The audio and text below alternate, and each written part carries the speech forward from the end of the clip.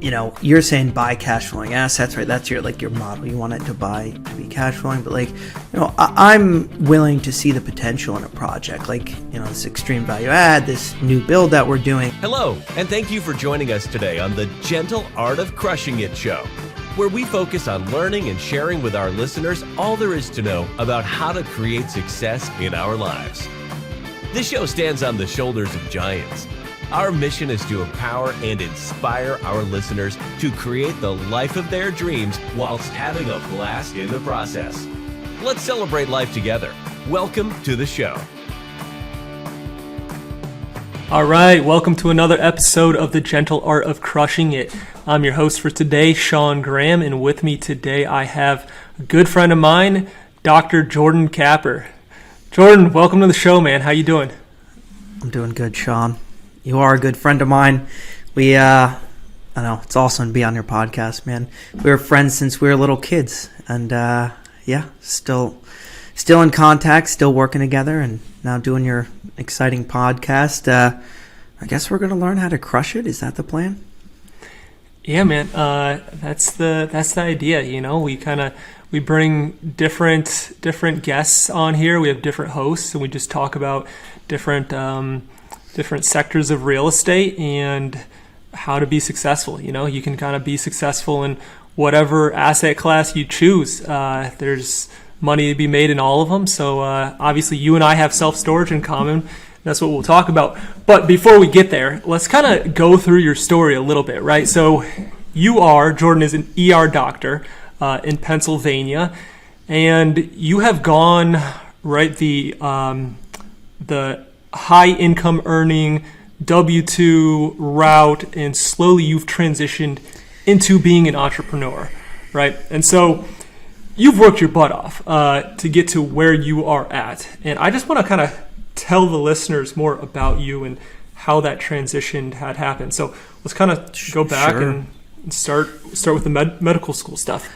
Yeah, I mean, you mentioned I went this route, right? This ER doctor, W-2 route. I mean, to me, I obviously I'm surrounded by it, but to me, I see it almost a little bit as a cliche, right? Or not in a bad way, but I mean, this is a known path, right? You take that W-2, you go down the route of education. I mean, medicine is an incredibly linear path, at least in the beginning, right?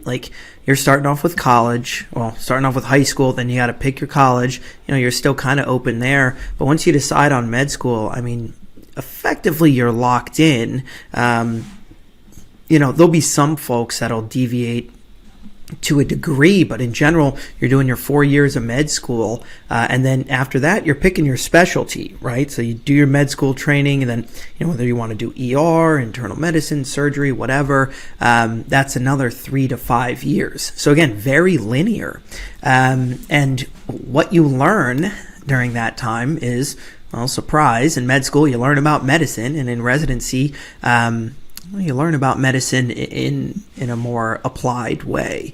You learn what it means to be an ER doctor. I'll just talk from my standpoint, and you really kind of focus on a very specific set of skills. You don't learn Excel necessarily in the emergency department. Right. You're not looking at pro formas. You're not balancing a spreadsheet or looking at a P&L.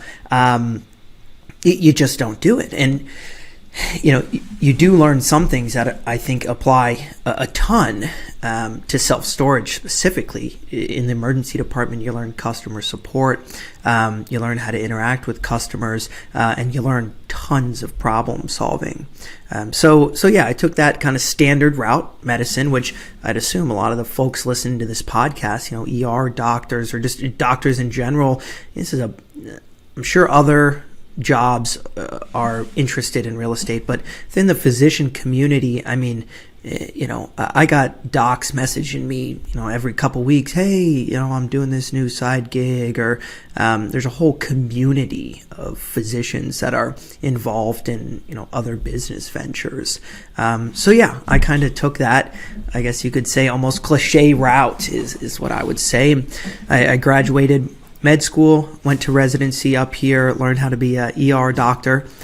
which is an absolute intense and exciting world. After I graduated, I started a startup company, Carenade Health. We help patients and families find home care. A healthcare startup versus renting sheds to folks that need to store their stuff. And Right. I kind of say that like in a joking way, right? But like it's so different. A startup is incredibly complex, and it's not to say that self-storage isn't complex, but you get where I'm going here. It's like a startup company within the healthcare arena, with literally unlimited possibilities and funding and so many ways to explore the market, is incredibly complex. From that, had trouble with during the COVID times, basically kind of have that set on autopilot. It didn't scale to the billion-dollar company that I wanted it to be. Kind of pivoted to real estate through the classic, again, I say this almost in a cliche way, but it's your classic house hack to multifamily BRRRR, then getting involved in some syndications. From there, actually got a group of doctors, accredited docs together, and we invested in a syndication as well through a platform called TribeVest. Side note, I'm a big fan of that platform for group investing. Kind of allows groups, whether it's your family or friends or whatever, to all form an LLC together and invest, to co-invest together. There's a lot of docs interested, in investments other than just the stock market or whatever. They're interested in these syndications. So, got that group together, and actually, I'll give you a link to my TribeVest affiliate link. I'm a member of the Founders Club. Basically, use my link, and helps me out a little bit. But yeah, so did that, and then got our first facility. That was with the lovely Sean Graham. I think you guys know him. Was and is still an awesome experience. A lot to dig in there, as you know, Sean. Bought a second facility, what I would call an extreme value add. And Sean and I are, and I talk about Sean, I know Sean a lot, right? And we're different in many ways and similar in others. My second facility was an extreme value add. I think our contractor told us he hauled out, the final number was something like 26 tons of trash or something like that. Wow. It might have even been 36. I forget. It was some ungodly amount of garbage from crazy, this. Like, man. Yeah. So it's going to be I think it's going to be an awesome deal once it develops a little bit more. But an extreme value add, and now doing a new build in Indiana. So kind of Nice, your standard route there from house hack to commercial. Nice, awesome. So, okay, let's go, before we even jump into the self-storage stuff so much, let's rewind a little bit. Let's go back to beginning of the pandemic, right? So I was, at that time, before the pandemic started, I was helping you a little bit with Carenade, right? Like with accounting and finance over there. And while, I myself was focused on real estate, and at the time, I was still a W-2 earner, right, before I lost my job. God bless. And, yep, God bless, right? Glad it happened. So then I switched into, that was when I started focusing on self-storage, right, like full-time. But I think, like, a huge part of your story, which we kind of skipped over, is just the pandemic, man, like COVID. Like, you were an ER doctor in the middle of the pandemic, and the stress that you were going through, right? You were making great money. You were working overtime shifts. But in the beginning, you don't know what's going on, right? It's like you're telling me the percentages, and it's like, yeah, maybe the flu kills like 0.5% a year, but like COVID was killing like 1 or 2. You have to tell me the stats. But the point was that we didn't know what was going on. You were in the thick of it, right? Like down on the ground level. You have a wife, you have a little kid at home. You don't want to bring home, get them sick. And you worked a ton, man. You're trying to make money, right? Work overtime, get the shifts in, and so you could kind of build up and do other things. But tell us about that stress and those times. I mean, well, yeah, you're kind of spot on. Yeah, incredibly stressful. And that's a real concept. Like, what are we talking about here? We're talking about, what's the name of it? The Gentle Art of Crushing It. And I love that title. It's like you can crush it in so many ways, and some of the ways crush you, and I think ER is right now, they actually are number one for what they call burnout. You might have heard this concept before in medicine. And burnout is this idea of like, you basically worked so hard, and you've seen so much stuff that you're like burnt out with your practice. And that's no good, right?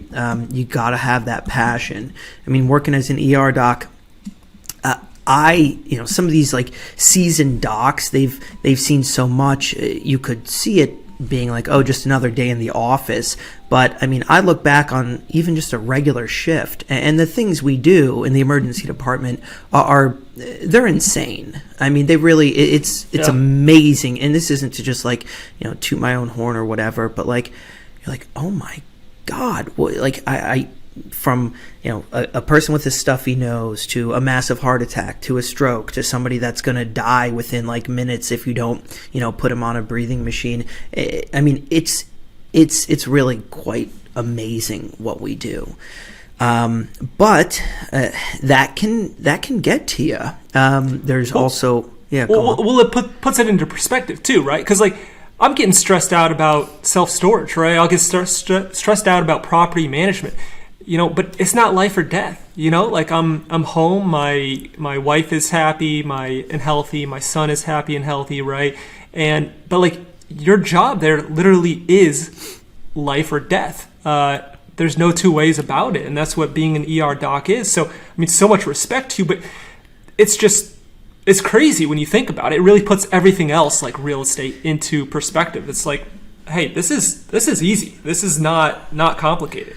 Well, I got a couple things to say about that. One, I actually would kind of say that, and this isn't to downplay real estate because there's so many moving parts and there's so many things to do, but I think self-storage by itself, managing and running a self-storage facility actually isn't that complicated. And I hesitate to say that, but from interacting with you, especially Sean, and seeing like your ability to operate and your ability to like focus on all the little problems, and then taking that through my eyes as an ER doctor, part of our job is like to avoid problems that may come up, right? Like as something is happening, say somebody needs a breathing tube. I have like a little teaching point that I say, if we're going to put in a breathing tube in somebody, I want all my instruments basically all laid out mise en place, meaning everything right in its place. Like it comes from it's like a French cooking term, on the cooking shows where they have all the little spices already in a little bowl. It's like you don't have that at home. But when I intubate,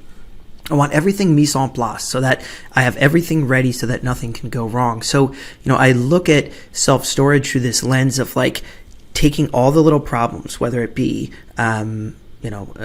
accounting, and you're just an unbelievably talented accountant. And I didn't even know that was a thing. Like, okay, apparently accounting is this skill and you can take all these little tiny headaches that can arise and you can organize the accounting and you can set up all the QuickBooks and set up all the bank accounts and have it so that it's no longer a problem, right? The accounting is mise en place when Sean takes care of it. The customer workflow, right?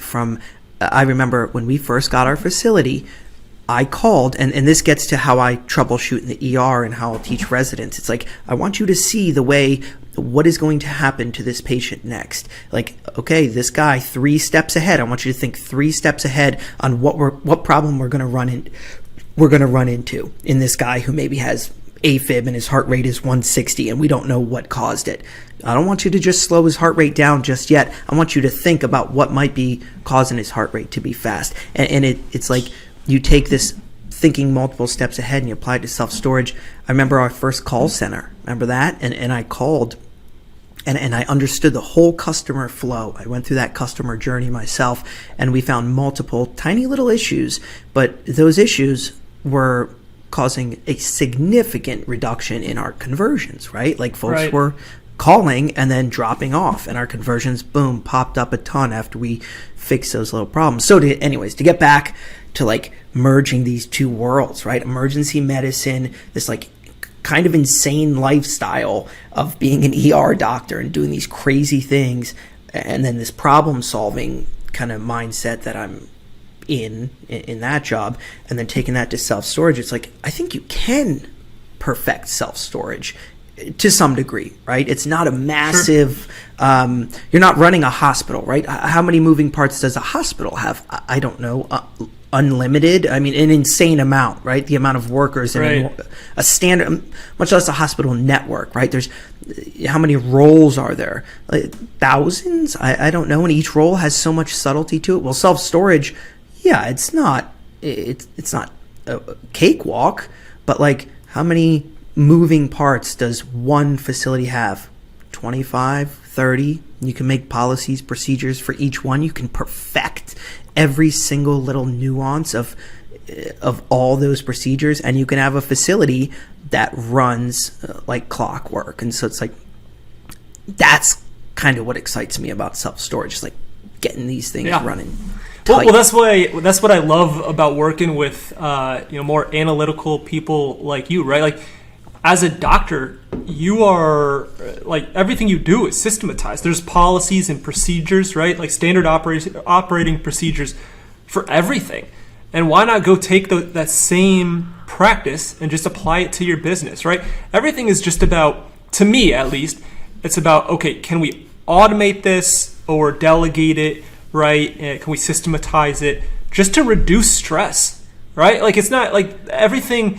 And again, I keep bringing it back to this topic of stress, but it's like, we live this life one time as far as we know, and we want to have fun with it, and we want to do well, and we want to enjoy it. And so if we can put these procedures and policies and systems in place to reduce that stress, well, yeah, it's a lot of work up front to make it happen. But then when you happen, everything else is so much smoother, and that's what allows you to scale and to quickly grow and go on and do the next one. So I love working with you, and that's a big reason why we connect on that.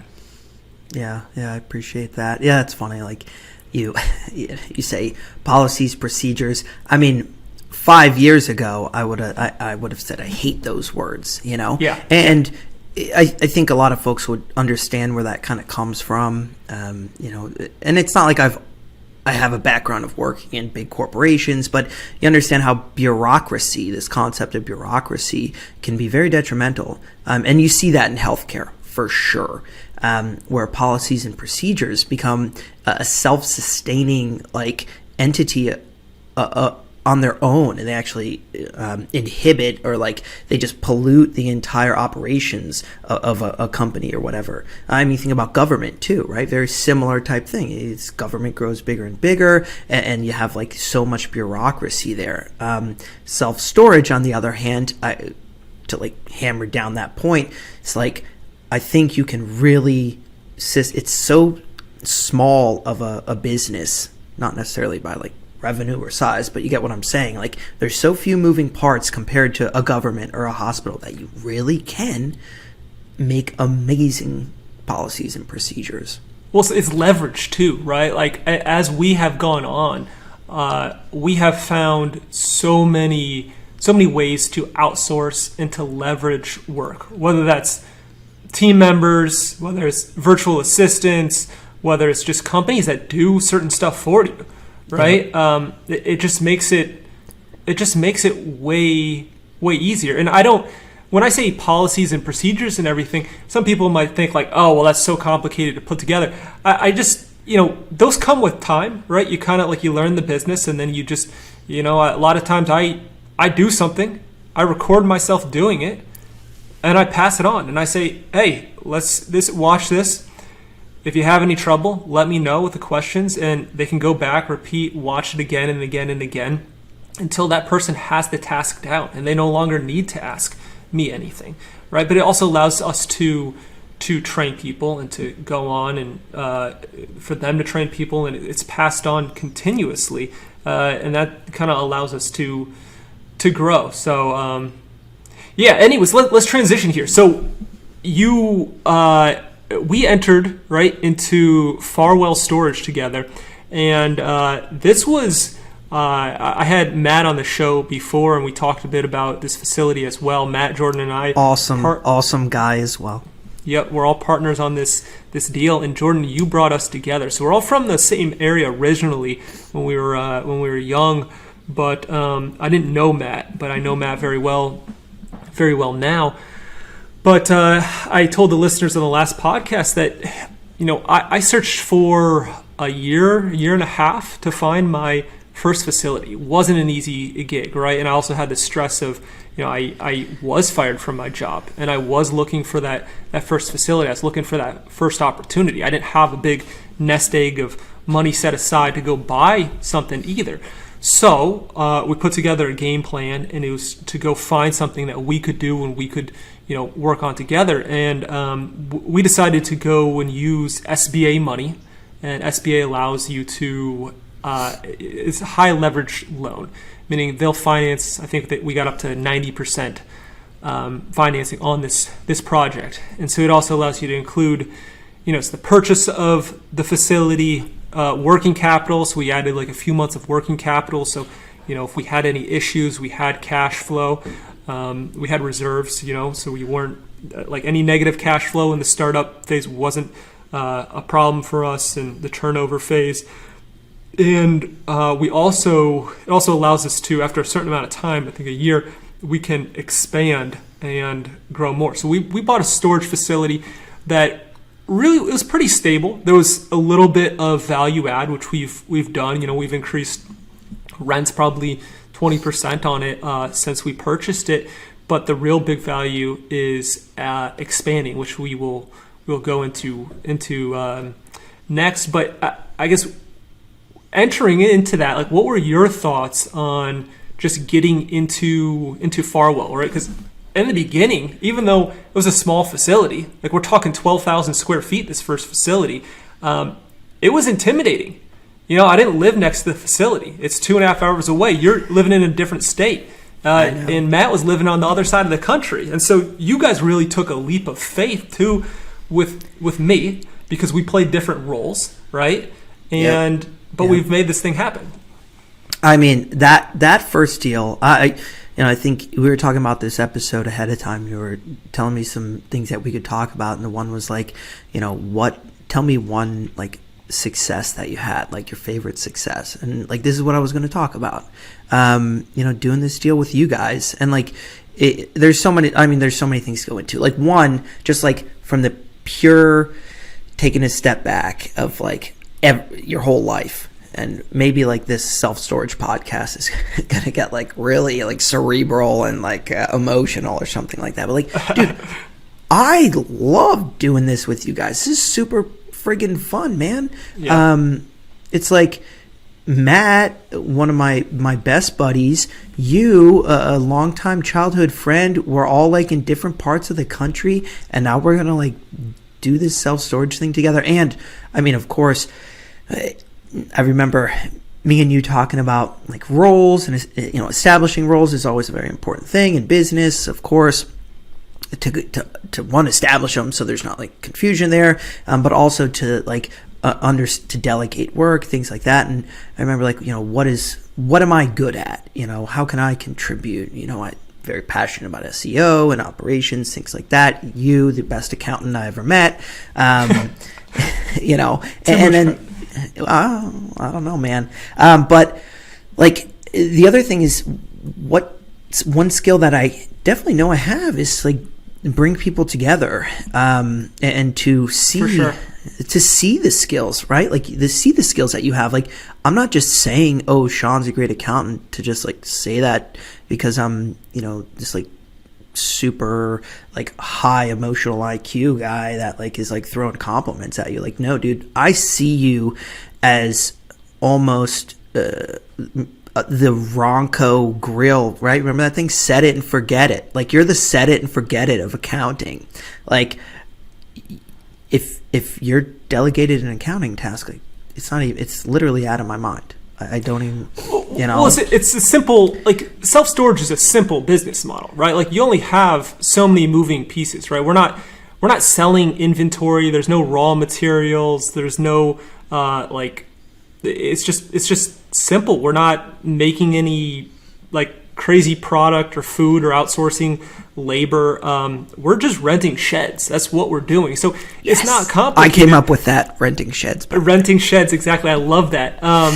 But I think to your point is that it's, just having the QuickBooks together, having the budgeting, the financing, the projections together, like that goes such a long way, right? And it's not overly complicated, right? And so like, okay, I have an advantage. My background is accounting and finance, but if you're entering this industry and you want to do it, I mean, either partner with somebody who already knows the stuff and knows it well, and there's plenty of people who do, and groups who do, or two, go hire it, right? Like, yeah, both of us, right? We can all work together, but two, like, go hire it out. Like, if that's not your skill set, that's fine. But the important thing is to have that stuff together and organized and kept up on an ongoing basis. And really, that's why I entered the field of accounting. It's not because I'm not like passionate about accounting. I'm passionate about business and building businesses and real estate and building equity. But what you're talking about, although it might sound a little bit complex, it's just the language of business, right? We are in a revenue game. It's a revenue game and it's a cash flow game, right? Most businesses fail because of cash flow problems. So that's the first thing, is like projecting your cash flow and making sure that you are staying cash flow positive and you have the right reserves. And it's really not that complicated if you do things correctly from the beginning. But a lot of businesses fail because of that. And then two is just like I said, having everything together and organized, and that's the language of business. Oh, that was the other thing. It's a revenue game. So we're always pushing revenue, right? Like I like to take the approach of, I've talked about this before, but it's less of a scarcity approach, which I take to like, hey, how do we minimize all these expenses? And it's more of an abundance approach of, okay, how do we invest in this? We'll take on more expenses to increase our revenue, right? Because if we can if that's a net positive, right? If your revenue, if we can increase it a little bit more and make our lives easier, right? And our expenses only go up so much, right? Less than what the revenue is going up, then we are adding value. Real estate is looked at on cap rates. So every dollar of profitability or net operating income that you're adding $10 to $15 to $20 per that dollar of value, right? Yeah, so yeah. It makes a huge difference, and it's just something that keep track of. Yeah, going back to like my mindset during that first deal, and this also segues to like what I'm doing now with my partner Ben with Investing Storage. We buy storage facilities, rehab them, but we also help first-time storage owners like build their facilities through partnering with them. And it kind of takes me back to like the beginning of that Farwell deal and like bringing this kind of crew together. And like, I remember talking to my dad's a amazing custom home builder. So he knows and he does these like beautiful multi-million-dollar homes in Florida. So he like knows all these like very successful folks. He's like, you know what, talk to this guy. And I remember he sent me to this real estate guy, this guy that did like multi-family homes, stuff like that, apartments. And I remember him saying like, you know what, you never partner with anybody. It's just always bad news. And I'm like, oh right. Man, and he took this like that kind of stance. I'm like, geez, like this guy, he's worth like whatever, 20, 30, 40 million. And he's saying, no, never partner with anybody. And here I am like, coming out of med school, not being insanely business savvy, and I'm like, okay, let's partner with two other guys. And it kind of makes me like think a couple things. Well, one, it's okay to partner with people. Two, your kind of abundance mindset that you're kind of like slowly, I don't know if you're doing it purposefully. You're convincing me of this concept like every day, and just this framing of like this concept of this abundance mindset, right? Like it's not all about just nickel and diming every tiny little thing and worrying about these little, worrying about some little expense. Of course, we're not trying to blow our expenses up. It's like, that goes without saying, right? But yeah, just like thinking, how can we grow together? Again, you gotta make things nice and tight legally, of course.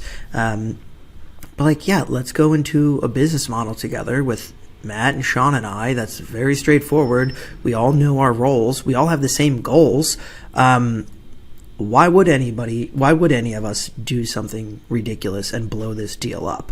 And like, I know your personalities too, and maybe that's a thing, knowing the personality of who you're partnering with. But like, it's that abundance mindset that me, you, and Matt have, and my partner Ben, who's also a badass ER doctor, honestly, with investing storage. My other partner, like, yeah, we're all on the same page. We all want the same thing. We want to like run some awesome self-storage facilities. Like, that's really it. So yeah. I mean, that's what we do. There's no point in like petty squabbles or like, I can think of the times me and you have disagreed over something, and it was like literally just a disagreement about the probabilities that a certain action would have an effect. And like, and whether each of us had the same risk tolerance to take an action. Like, if we up rents this much, are we going to see a ton of move outs? And, or are we going to see not so many? And like, how risk tolerant are we to increase these rents? And so it's like, it's not even a real disagreement. It's literally just like a slightly different assessment. It's not some like core, disagreement on the foundation of how a business should be run. Like, it's literally just a statistical whatever, Yeah. And so we kind of share this like same mindset. And now you're labeling it, right? This abundance mindset, and that label kind of formatted it in my mind, or like solidified it. I don't know. So yeah, going back to the very beginning, I think this deal just taught me so much, right? First big deal, operating it myself, bringing together a team with all you guys, and like, it's been super awesome, super fun. Yeah. No, well, thanks for touching on the mindset part, right? Because that is one of the themes of the podcast, and it's also just something that's so important to me, and it's just helped me grow so much. It's really like living in that frame of where you want to end up. Like, if you live in scarcity, like, that's what you are going to attract, that's what you're going to experience in the world, right? So if you, like the guy said, never partner with anybody, well, he probably hasn't had great experiences with partnerships. Now, what came first, the chicken or the egg? I don't know. But if you're going to think like that, and that's your take on the world, then I really believe that's what you're going to experience, right? And same as the opposite. If you believe and you think that you will have great partnerships, and you do your due diligence and you partner with the right people, then that's what you will experience as well. Yeah, maybe it also gets to like this idea of like different people having different skill sets too. Maybe the guy he isn't good at setting up partnerships, but he's really good at running deals by himself. Like, so for him, he shouldn't partner with people. And that like gets me thinking, like, in the beginning of this deal, when I started the real estate kind of career, there's so many things you don't know. And this feeling of these like unknown unknowns, or even the known unknowns, the things you're like, oh, I don't know this. I don't know the details of all these different types of funding. I don't know like the subtleties of SBA funding that we're plowing forward and going through. Hopefully some big thing doesn't pop up, which I think we did. We had the one little thing come up. Remember, like how we were gonna have the extra, like, what was it? With our, like, the extra capital that was needed. We had beyond, Right. What You had to put up one of your properties as collateral. You had to sign on a rental property that you had as collateral because they, it's one SBA is weird. It's one of those things where, they only I think it's don't quote me. I don't have the exact numbers in front of me, but they'll do up to 90% loan to value or loan to cost, but if you have an extra 5% of equity, they make you sign it over as collateral or put it up as cash. But if you don't have it, then you don't have to. So the fact that you had some extra collateral in a rental property, basically, if we wanted that 90% leverage, you had to sign it over. So it was either that or we put up more money. And you looked at the risk of the whole project, and you said, okay, that's fine. Like it's not not a big deal, and you signed it over, and that was huge. Though it was, I guess, I don't mean to minimize it. It was a big deal because that's what helped us keep the deal together. And we had a team that was like all on that same page, and so like that is a skill set of mine, is like seeing this team as being like, okay, we can deal with these problems that come up. We'll figure it out. We're all on the same page. Like it's going to be good. And I think that's going into business, going to real estate, self-storage, like, and coming from the physician back end, like that's a skill that I have, is to say like, what do I know? What don't I know? Mm-hmm. And how can I, figure stuff out if it goes wrong, and deal with problems that come up. That's super important. And as a physician, not with any like major formal business training, how can I acquire information quickly about a topic that I'm not completely familiar with? And that's oftentimes through partnering with people or bringing folks onto your team that know more than you. And I think sometimes this gets said in like kind of a congratulatory manner, but like surrounding yourself with really good people is such a real thing. I used to think people just said that to like pat their buddies on the back, but it's so important. Absolutely. Yeah. So let's talk a little bit about risk tolerance and how that has changed from you, right? So you've gone from like, hey, this is pretty nerve-wracking. We're going to sign on this little facility in Michigan and learn how to run it and add value to it, to, hey, you're buying a facility. I think you and Ben bought a facility without a traditional mortgage or loan, and that needed a complete rehab, right? Like you extreme value add is what I call it. Extreme value add. So tell us more about that project that you and Ben are doing and working on, and how it's gone. Yeah, so, risk tolerance, you're talking to class at 2017 crypto here. So if you're in the crypto world, you kind of know what that means. And so, risk tolerance is like, for me, I don't even know. I don't know what that means. I'm not in the crypto world. It basically means I've gone through just a casual 80% drop, in the market. Okay, so we're talking about Bitcoin going up and down, and it's just super pretty volatile. Standard. Yeah. Yeah, but believing in the underlying fundamentals of a project. Okay. But again, so this concept of like risk tolerance is a kind of unique thing, because from that standpoint, I guess to diverge to crypto, it's like I believe in the underlying fundamentals of cryptocurrency. I see it. I've seen the growth for long enough to say this is going to stay, barring some insane technological change. And so like I'm willing to invest in it because I actually think the risk is very low.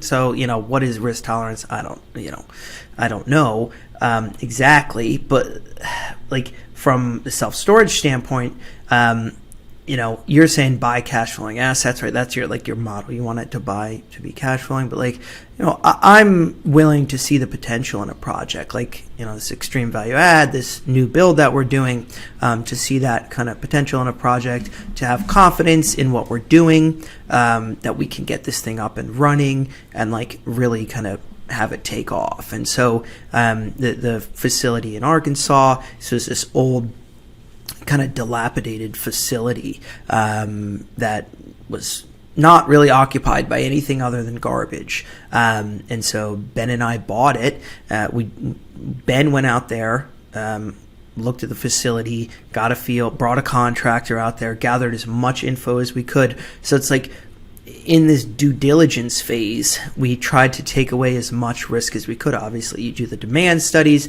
and for the non-self-storage listeners, kind of the basics of a self-storage facility in 30 seconds is you let's say you're buying a facility, like you want one, Sean, or we can just take mine, right? It's like, all right, so it's 100 units, just to make it easy. What's the demand in the area?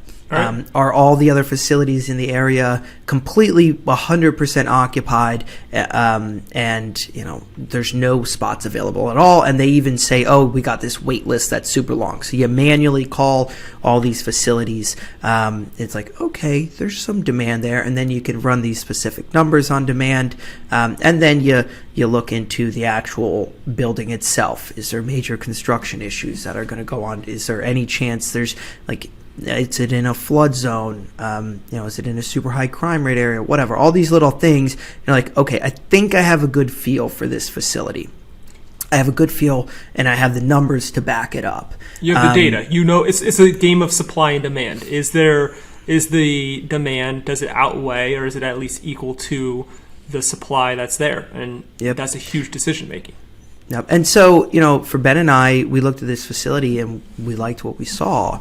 Right. It was a super ugly facility. It was in really rough shape. Can you give us numbers? I guess I'm wondering, hey, when was it built? You said dilapidated. How bad of shape was it in? And I forget what year it's actually built. So the whole thing is 103 units, completely unoccupied. So we brought a contractor out there and we tried, part of when it's in that rough a shape is to get a good feel for the rehab that's needed. Right. And it also gets to this other concept of pre-purchase due diligence. Remember our very first deal we ran, Sean, where we did due diligence for 8 months straight and never closed on the deal? Yeah. That's not good. And we spent, a couple grand on it. I know that's not an insane amount, but you get what I'm saying. The time spent was just... Yeah, it is. But we learned, huge. I mean, that was amazing, right? That was a great experience. But you don't want to do due diligence forever. And so we're negotiating on this deal, trying to get price down, brought our contractor out there, and tried to get an estimate for how much the rehab would be. So Ben walked this property with a contractor extensively, tried to get a feel for every single, the doors, there's money there. We're probably going to end up spending $25,000 in doors. The roofs, those have a problem. The contractor ended up being this small town jack of all trades guy that could handle all these little problems with the facility. And you can tell by how this guy's talking that he knows what he's talking about. He's like, oh yeah, that roof right there, I'll fix that right up. We can do that for $3,000. I'm like, I'll take $3,000. He's like, oh yeah, we'll get this all cleaned up here. Oh, this electric, yeah, I'm a master electrician. I'm like, okay, that's pretty good. He's like, yeah, I'll get that. And then he starts talking about, oh yeah, we this right here, we'll rewire that to there and this to here instead. That's a much better idea. That's way better. Get the box here. We'll do that for $3,000-4,000. I'm like, okay, that's not $100,000. I'll take that. And this is a risk tolerance thing, right? Because in a facility that's extreme value add like this one in Arkansas, who knows what you're going to come across, right? So to me, the difference between me and you, right? You got our Farwell pro forma, which is how you pro forma is how you're looking ahead of time. I think it's going to make this much. I think the expenses will be this much. Our Farwell pro forma, didn't one of the months you got it within $1 or something? I forget. You were you're so close on the pro forma, it's uncanny, right? It's amazing, right? But for this deal in Arkansas, I don't need the pro forma to be that number because you just can't predict it. I don't know, every tiny little thing. You're full of crap if you really think you can predict all these expenses. I mean, I try my best. Of course, we're running detailed numbers here.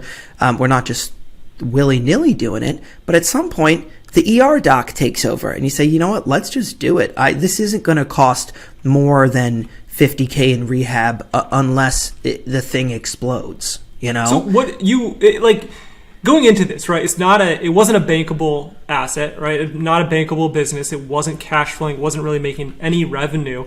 And what did you end up buying it for? It was a few $100,000. We got it for $260. Okay, so $260, right? A little over 13,000 square foot. 13,000 square foot. What's your end revenue? Like, what do you think the revenue will be? You know, kind of like stabilized value. Let's say, I don't know what year that is. 3. Yep. Yeah, I'm hoping that we end up, and this again gets to this idea of like, what do you think it can actually be? I would be happy if we can hit $7,500 per month. Okay, and so you bought it for $250, $260, and you're putting what, $50, $100 into it? What is it? It'll end up being about. Depending, we're finishing up gates right now. That's our final quote, or our final like job that needs to be done. But rough we'll numbers. say 50 to 55. 50 to 55. Okay. Yep, for an extreme rehab, and a lot of that was hustle to find awesome subs. Okay, so you're investing. You're going, all in, and you're investing $325, 350. Yeah. Okay, and so what do you see as the end value of this thing, and when will it happen? Worst case, say it's worth, and this is how Ben and I looked at this deal. It's like, okay, is this going to be worth $650? Worst case, because we're gonna be cash flowing very strong, but depending on how the market goes with inflation and how much we can charge for these, and we actually have really good 1 mile demand. We kind of like are the only facility within this one little neighborhood. So if we can really fill up and push prices, I think it'd be worth $750, which is awesome, right? Right. And it gets again to the risk tolerance, right? I go into a deal with you with Farwell where I'm like, okay, Sean knows these numbers, like he's just going to tell me exactly what it's worth, versus another deal that I do, like this one, where the numbers, yeah, sure, I can dig into every little thing in the pro forma, but you can't tell me really what it's going to be worth. Nobody within any decent spread of probability. The way I looked at this deal, and we approach every deal separate, the way I look at this deal is like, what's the worst case scenario? And we pulled the trigger on it because we got it for such a good price, and it's such a good size facility for that price. And then again, worst case, $600, $650. We're not going to lose our shirts on this deal. No, I mean, even if it didn't reach that amount, right? Like it's in such better shape than it was when you bought it. You bought it at what? Like, I mean, if you're in at 300, and it's like less than $30 a square foot, less than replacement cost for the whole thing, right? And you're it's going to be worth more than what you're putting into it. And even if you don't make a ton of money on it, you're learning so much, and it gives you so much confidence going forward and doing the next one. And the upside is really, really high, like as inflation happens, as rents go up, the thing I wouldn't be shocked if in 5 years, right, you might reach $1 million or close to the in value of that facility. So how has it gone so far in terms of operations? Are you done with the rehab? Where are you? Are you just about being done? We're probably going to have our opening within the next couple of weeks here. Okay, so you're not renting units yet. Not yet. Okay. But the rehab's gone really well. And like, I have my dad, who is like our contractor for investing storage, right. Kapper Construction. I'm not a GC, nor is my dad a GC like nationwide, right? You got to get your license in every single state. That's not always feasible. So no matter what you're doing, you're having to find, unless you're some big, huge, you're worth hundreds of millions. Even some of these guys are still trying to operate in a certain area, and they send their guys out within a radius. Like, we have to find subs and find a GC in a specific area, right? And so doing the other like calculation that went into this deal was like, okay, this is a small deal. Let's kind of get a feel for one of these like hard rehabs, kind of like worst case, like let's make it hard. Ben and I were doing this first deal together. It's like, let's make it hard. And so we learned a lot about finding subcontractors and working with a contractor and like that role. Like our contractor, he had a hard time finding a door person, and so I took that over and I called 20 door suppliers and finally got one that would come out within a reasonable amount of time that was going to charge a reasonable price. The door person actually came out, looked at every single, of the 103 doors, looked at every single one and like gave us a quote for every single little thing they were going to do to each door. And that was not something that my GC was good at, whatever. He just didn't want to call 20 people, so it goes. Yeah. And so, Ben and I also saw that as, like you're saying, a learning experience and making it really hard that first time. And now, we can tackle any rehab easy. Yeah, for sure. Yep, it's awesome. The confidence you are gaining with that experience is worth that. That's invaluable. That's something you can't really put a price on, is that experience and that confidence. So I want to switch a little bit and ask you a few questions that kind of like to touch on with the listeners. And that first question is, let's go back to 18-year-old Jordan Kapper, right? Finishing high school. I think you did maybe was it like the IB program, and you went through a tough high school. Then you went to University of Florida, like very prestigious school in Florida, hard to get into. But what do you tell 18-year-old Jordan? Like, was there anything that you would have done differently to fast track success?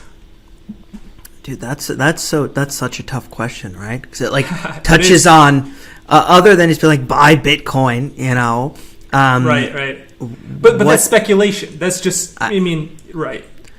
I know, and that's why it's like so hard to say like what would you change, and I think an answer to that is like try, because I went this medicine route, and it's hard to say would you go back and have done it all again, and the classic answer is I wouldn't change a thing. It's like, well, why not? Is it really because there's something.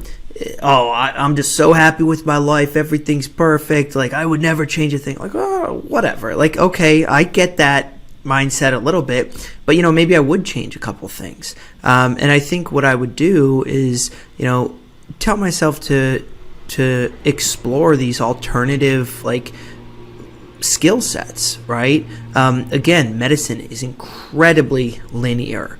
And so I didn't develop these skills until after residency, right? Business, even just learning something like computer programming or understanding real estate. Like, if I would have gotten my real estate license for 1 year, outside of high school, I would have learned so much more.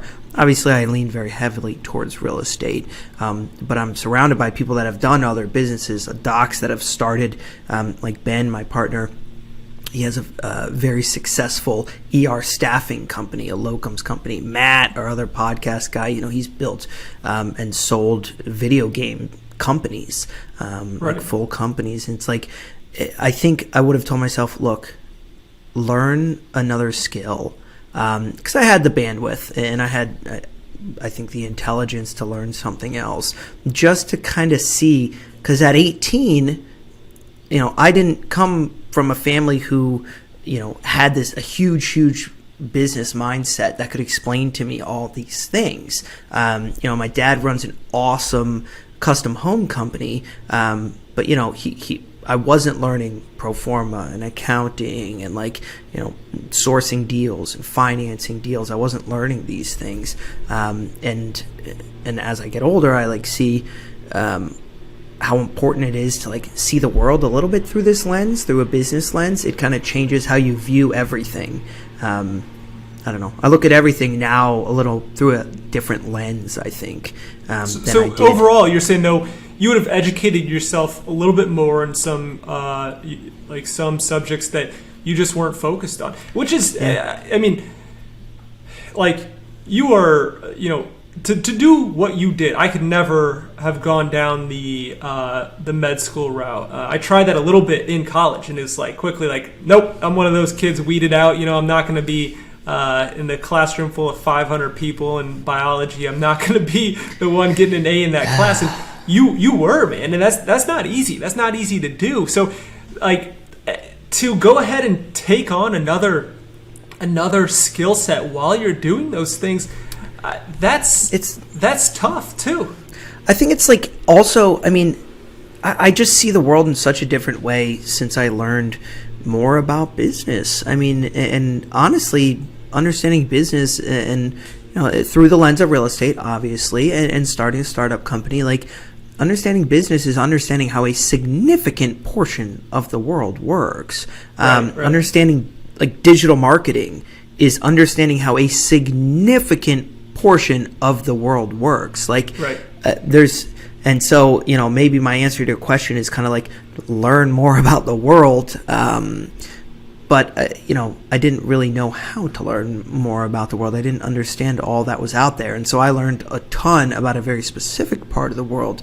But like I'm saying with digital marketing, dude, understanding digital marketing is understanding why every day, every time you're doing this right here on your little screen and you're being fed all this content, like understanding why that content comes to you and what platforms are pushing that content and the way these platforms are monetized can really change how you see the whole world. Like when the algorithms are pushing me content, like there's a certain kind of a certain way of looking at the content that you see every single day, knowing it changes how I see something on my phone. Like, YouTube pushes me something, Facebook, Reddit, whatever, they push me this content.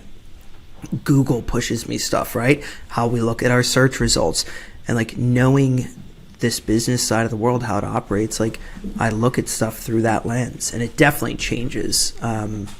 Changes like your politics. It changes your scary. It's that's how the country and the world has become so divisive. Is because you're constantly fed information that's reinforcing a certain mindset. And to kind of take a step back and trying to be unbiased and take a more neutral approach and understanding different sides, it's tough to do. But I think the biggest thing, what you're saying, right, is you have to be aware. Like just being aware of the information you're being fed and know that biases are being fed to you continuously. That's the first step. That's a huge thing. Yeah. And so like the learning something new can help you. When you learn one thing, it helps you to learn more, right? Like just focusing on medicine, I got really, really, really good at medicine. But that's really all I knew. But then once I started to learn a little bit about business and finance and real estate, and then it's like all these things kind of branched out. So I spent a significant portion of my life like locked in to one specific thing. And like as I mentioned before, like it's awesome. Like the stuff we do is amazing. I still love working in the ER. I mean, just insane. Awesome. And you really do affect people's lives to a huge degree. We obviously save people's lives, but like can touch them in such special ways. Some little tiny change that somebody needs help in their time of need, and it's awesome. But again, very focused. So if I would have just learned one or two more little things, maybe I would have blossomed into the flower that I am a little bit sooner. That's my answer to it. It's a good answer, man.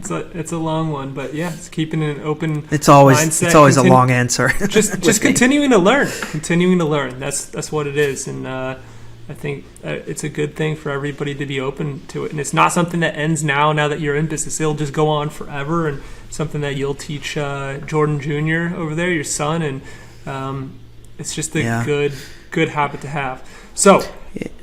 What? Go ahead. I was going to go to the next question. I was going to say, like, so with this concept of learning new things, I've learned how to learn in medicine, and that's kind of what Ben and I are focused on now, we kind of stumbled across this model where I had put it out there, like 6 months ago, 8 months ago, that Ben and I, with our experience, will partner with first-time self-storage folks, and it gets to this idea of like wanting to do something, but not necessarily being nervous about it, which nerves are a thing, but just knowing like, man, I just don't have all that knowledge that I need. It's like the known unknown. Shoot, if I run my first facility, there's so many things I just don't know, and it's just probably not going to go well. And so with the new build that we're putting together right now in Indiana, that's one of those deals where we're partnering with this first timer,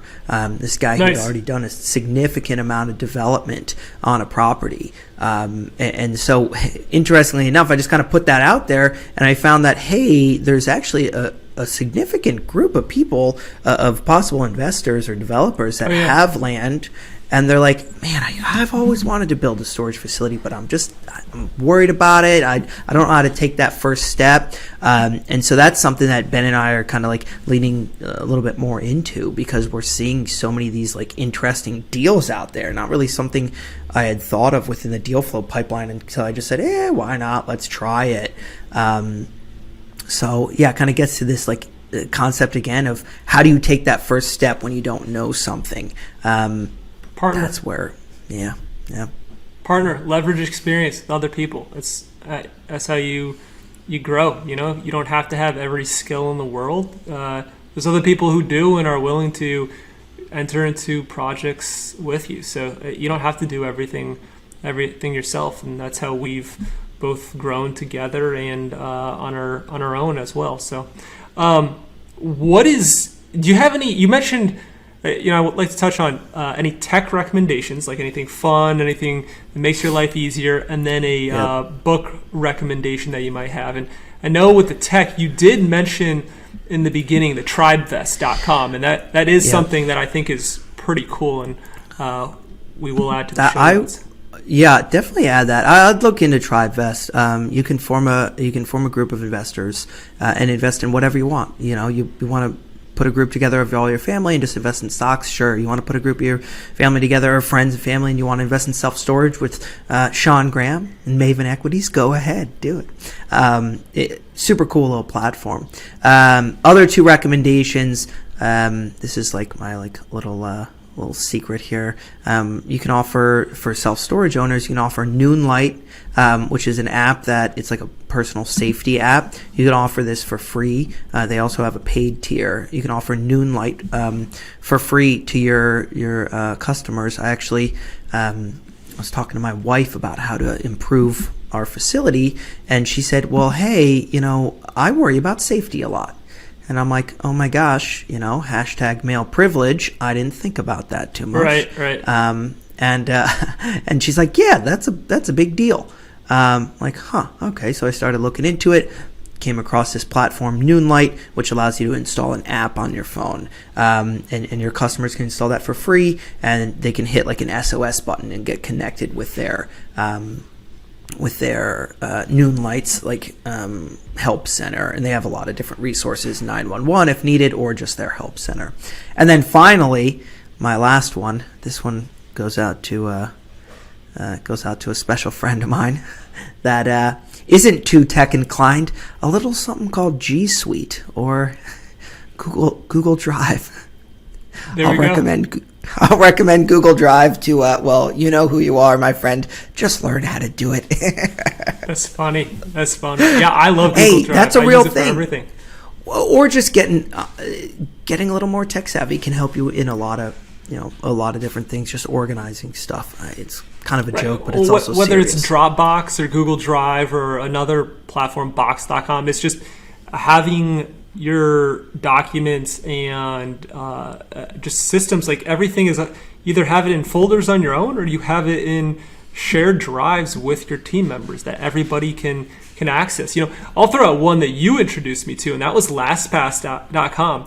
That's changed everything for me, man. I've really embraced LastPass.com. So now all my passwords are more secure, right? I generate like new passwords that aren't just like, it's not like password 123, right? Sean It's Graham 123. yeah, it's actually like a real like just random passwords with symbols and stuff in there, and random letters. But you can also create folders and share that with team members, right? Or certain ones that you want on your own. That makes things so much easier and more secure. And so I want to say thank you for showing me that one. Yeah. Book recommendation. You have anything? All right. So I know everybody's going to, I got to do it like this. So everybody is going to recommend some like business book. I'll do two. Okay. So business one of my books favorite, or something outside. well, I'm going to do a sci-fi book first. All right. Okay. everybody's gonna be like, Rich Dad Poor Dad or whatever. Sorry if you're the guy that says. So you're that. going for Twilight, huh? Is that your thing? Yeah, the Twilight series, a lovely tale of a vampire, a dog man, and The Three Body Problem by Cixin Liu, which is my absolute favorite sci-fi series of all time. Mind-blowing sci-fi. And then, okay, fine, I'll do a business one.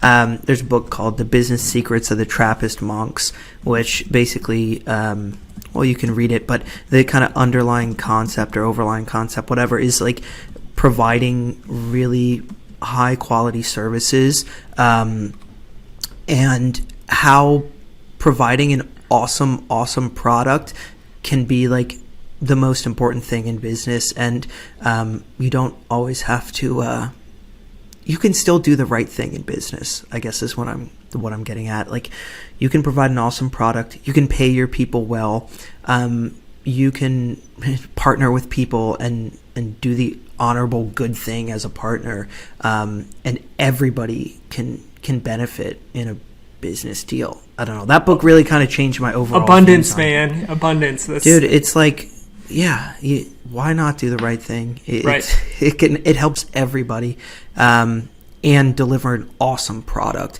And that's what we do at Farwell Mini Storage of Farwell, Michigan. Love it. So how can the audience support you? And also how can they connect with you? For sure. Yeah. Check out the website, investingstorage.com. My email and everything is all on the bottom there. So just reach out, email me if needed, investingstorage.com.